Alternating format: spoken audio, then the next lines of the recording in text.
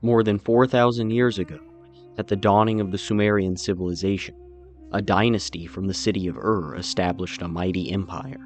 After hundreds of years of foreign rule, the kings of promised a Sumerian renaissance, when the land of Sumer could be at peace and be free to flourish religiously, artistically, and culturally. From the first king, Nama, to the last, Sin, this third dynasty of accomplished much in all these areas. The most famous works of this time have even managed to gain a foothold in the modern conscience, like the famous ziggurat of or the first tales of Gilgamesh. But one enigmatic product of this age remains mostly hidden: the Great Wall of Sumer. When we think of Great Walls, we tend to think of the Great Wall of China, a singular monumental construction used to keep the invading hordes out of the country. Of course, this wall was no such thing, and neither were its ancient counterparts. In reality, most great boundary walls were the product of many generations and took on varied purposes and forms. For the Great Wall constructed by the kings of the III dynasty, it is hard to know the exact form it took due to a paucity of sources, but it was certainly not the homogeneous 300-kilometer stretch of brick wall our imaginations wish it was. Instead, it likely included long portions of mud brick construction interspersed with strings of forts and defensive towers, and the mighty wall these ancient kings spoke of may not have even been part of the same project. To better understand the form and function of this ancient construction, we will look at the two kings who built it, Shulgi and Shusin. Shulgi was a god king, grafted into the family of Gilgamesh, a hero skilled in the art of writing and of war. It was under him that the III state reached its territorial apogee. The gods were pleased with his slew of temple-building projects, and the people were satisfied with the secure administration that guarded them. Perhaps on the self-indulgent side, Shulgi had no less than 30 hymns composed for his honor, which would later be preserved as school exercises. Each of the nearly 50 years that he occupied the throne received a name to commemorate an important event, and if the event was significant enough, the following years would be named after it as well. In years 37, 38, and 39, Shulgi chose to feature a wall he had built, the Bad Mada, but these 3 year names do not tell us much about the wall, so we must rely on the more subtle details for some clues. The phrase Bad Mada might usually be taken to mean wall of the land, but as the Assyriologist Piotr Michalowski notes, the semantic range of Mada includes countryside, territory, march, and frontier. So the wall that Shulgi constructed was not for the entire land, rather a specific frontier or liminal zone. Harnessing archival evidence and records from the time of Shulgi's father, Nama, we can deduce that this frontier zone probably referred to a region about here, south of the cities of Agade and Sapar, including Marad, Kish, Kazalu, and Apiak. And it is precisely this area that serves as the setting for 2 letters from King Shulgi's royal correspondence, which offer a tantalizing glimpse into the management of his Great Wall. Both documents are part of a larger corpus, only surviving in copies from a few hundred years later. Some scholars discount them as later fabrications for reasons beyond the scope of this video, but following suit with a great number of other historians, I would like to cautiously approach them as legitimate historical sources. The first letter is a request for troops and workers to the king from a general named Shulgi. Likely stationed at an outpost tower near the Zagros Mountains, Shulgi informs the king about the plans of an enemy army that is preparing for battle, saying, "A certain individual who was brought before me as a deserter gave me some information as he was passing through, and then went back out again. Now I really know the enemy's passwords." But knowing the plans of the enemies wasn't going to stop them. As Shulgi informs the king, "The enemy has concentrated all his forces for battle, but my forces are insufficient to keep them off. It is impossible to strengthen the fortifications against him, nor properly guard it." Large sections of the wall had sagged and collapsed, offering no defensive capabilities against the enemy, and the outpost was sorely in need of some more soldiers. Shulgi's reply to the urgent situation expresses just the kind of concern Shulgi would have wanted him to have. Have the governors and overseers bring their men and mobilize all their cities, and have someone take charge of the beginning of the work. Wherever the fortification has deteriorated, it must be restored, torn down, and then rebuilt, and the repairs to the fallen sides of the wall must be finished in the course of 1 month. In addition, the king sent other officials to aid in the project, expressing his significant measure of interest in this matter. As a capable military man, it was important for Shulgi to be attentive to all areas of his kingdom. Frontiers could easily shift, and bureaucratic dissatisfaction would pose a threat to his authority, especially in such volatile zones. Involving other officials militarily ensured the cogs of the governmental machine turned together.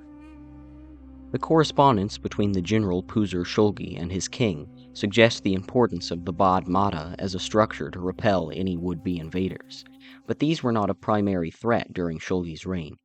Shulgi was a conquering king, venturing into the Zagros and far beyond, not a defensive coward. Thus, it is likely the wall served as a point of consolidation for the military and a possible launching point, seeing as it was the closest territory to his enemies that was well secured. Not far from the probable site of the wall, Shulgi also established an important distribution center, Puzrish Dagan, which could have done well to serve the needs of a large military force present in the area. At this point, we cannot be sure of the true size of the wall, or any military posts associated with it, and it is not until the reign of Shulgi's son, Shu-Sin, that we hear of a border wall again.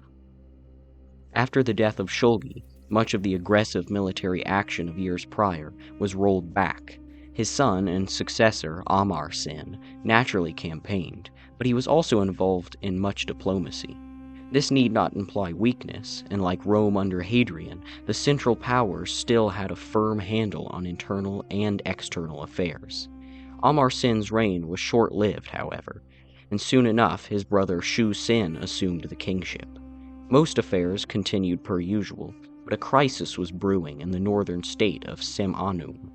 The royal family of this important ally state had been wrested from power, prompting Shu-Sin to initiate a campaign to help restore them.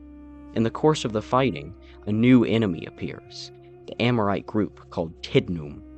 Though the campaign and the appearance of these Amorites are not significant in themselves, they do signal that a larger problem was taking shape in the northeast. And it was in this context that 2 letters from the royal correspondence of Shu-Sin appear. Speak to Shu-Sin, my king, saying the words of the prefect Sharumbani, your servant. You commissioned me to carry out construction on the great fortifications of Murik Tidnum, and presented your views to me as follows. The Amorites have repeatedly raided the frontier territory. You commanded me to rebuild the fortifications to cut off their access. A wall was being built, perhaps in addition to the one Shulgi constructed, perhaps not, but this time there is less uncertainty as to its purpose, its name meaning the one that keeps the Tidnum at a distance. These, of course, are the same Amorites that were just encountered in Shu-Sin's first campaign. The prefect, Sharumbani, found himself in a very similar situation to the general Puzur Shulgi several decades before. Wandering Amorites stationed in the mountains threatened the frontier, and Sharumbani found himself unable to defend against the threat properly and continue work on the wall. Only this time, he and the Amorites had already clashed. Sharumbani even appealed to the other governors for troops, but they were unable to spare any. Critically, Sharumbani also reveals the size of the wall at a massive 269 kilometers, merely the size at the time of his writing. This may have been a more than 500-kilometer construction at its completion. Even as a discontinuous series of walls and towers, this would have been one of the most impressive border fortifications of the ancient world. We can only speculate about the logistics for such a project, as the archives that would reveal its secrets have not yet been found. This enormous mud brick wall, although not yet discovered, may be the best testament to the might of the Ur-3 state. Unfortunately for Sharumbani, Shulgi fired him from his post and relegated his duties to moat building in his response letter. That clearly had little impact on the wall's progress. A new man, Babati, would take over Charumbani's duties and continue construction as before. In Shusen's third and fourth regnal years, he would commemorate the construction of this wall. Though the officially stated purpose was to secure against the Amorites, the wall also served to secure the Diyala region and increase defensive capabilities. Shusen's work on the frontier probably took on a more defensive character as opposed to the offensive goals of Shulgi. At the edge of the resurgent Sumerian state, forces were constantly threatening security. Where shepherds and tribesmen roamed, and messengers traversed the fields to reach the courts of Ur, its kings built great fortifications, a symbol of security and a rallying point for the expeditions of mighty armies. Whether it was the Bad Mada or the Marik Tidnum, the Sumerians depended on it to protect themselves and expand their horizons. This was not a contiguous structure built by a single mighty king to stop the crashing waves of barbarians, but rather a dynamic, multi-purposed series of structures built by generations. If you enjoyed this video, make sure to like and subscribe, as it helps the channel reach a bigger audience. In case the story of the Great Wall of Sumer particularly intrigued you, or you were suspect of something I said, my sources can be found in the description box below.